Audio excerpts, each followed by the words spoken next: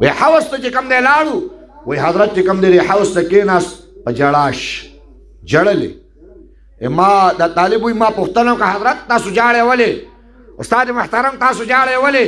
وی جواب کې راته وویل چې دا جامع مسجد دهلي دا حوض دا هغه حوض دی چې دې ته به زما استادان راوستل دې کې ورته انګریزانو چونه اچولې وه چونه په دې حوض کې چونه وه یو عالم به یې راوستو د عالم نه به یې جامې لرې کړلې عالم ته به یې وویل ومنه د انګریز حکومت ومنه د برټش حکومت ومنه د انګریز شهدا او پیدا جوړ شه هغه انګریز به ورته جواب کې وویل زه د قرآن د صدا والیم زه د اسلام د اواز والیم زه د دین اسلام صدا لګونکی یم په دې ملک انګریز قبضه د اسلام په لاره باندې کړې ده تر څو چې مې دا انګریز ایستلی نه وي زما مال او جان قربان شاه فرمایي وایي د دې عالم نه به یې جامې لرې کړلې او دې حوض ته به یې ورګزار کو په دې حوض کې به د الله الله اواز کو په دې چونه کې به د الله الله صدا لګوله او په دې چونه کې به یې ساه ورکړله دې کې به یې روح ورکو داسې حالاتو چې داسې په دردونو باندې دومره په آهونو باندې دومره په تکالیفو باندې د علماو ما ورته د قرآن را رسولې ما ورته د اسلام را رسولې خو سر یې ښکته کړی نه دی مفتی محمود رحمه الله به فرمایل ہم نے وظیفے کائے ہیں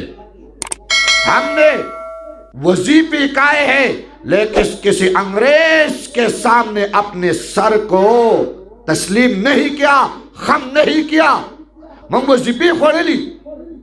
وظیفه هم خوړلي د سهار او د ماښام نارم تېره کړې ده خو سر هم انګریز ته ښکته کړی نه دی سر هم انګریز ته ټیټ کړی نه دی سر هم انګریز ته چې کوم دی ښکته کړی نه دی الحمدلله هر سخته او درد راغلی علماو دا قربانۍ راغلي نن د علماو هغه قربانۍ ما ورته هېرې کړې نن د علماو هغه محبتونه ما ورته هېر کړل نن د علماو هغه ستړې ما ورته هېرې کړلې والله وطن عزیز چې تا ته میلاو شوی دی پاکستان دا داسې نه دی میلاو شوی چې په موټروی باندې په مردان کې کوز شي او تا ایسته راونیو په موټروی باندې را روانو او تا راواغستو او تا ته وطن میلاو شو تا ته دا خاوره میلاو شوله دې کې د علماو قربانۍ پرتې دي په دې وجه ځینې خلک وایي دا مولیان چې کوم دی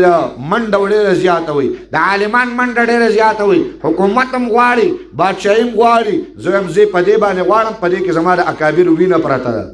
په دې کې د حسین احمد مدني دردونه پراته دي په دې کې د شیخ الهند صاحب آه پروت دی په دې کې زما د علما کرامو په اور کې سوځېدل پراته دي په چونو کې چې کم دی غورځېدل پراته دي علما کرام د خنزیرانو په سرمن کې به بند کړل او بیا به چې کم دی سمندرونو ته ور اچول په دې کې زما هغه آهونه او دردونه پراته دي په دې کې زما وینې پرتې دي په دې کې زما د علماو جړاګانې پرتې دي داسې په ټوکه باندې نه راغلي ته به نه غواړې او زه به یې غواړم ستا پکې د څه قربانۍ دي ستا د قربانو تسلسل شته نه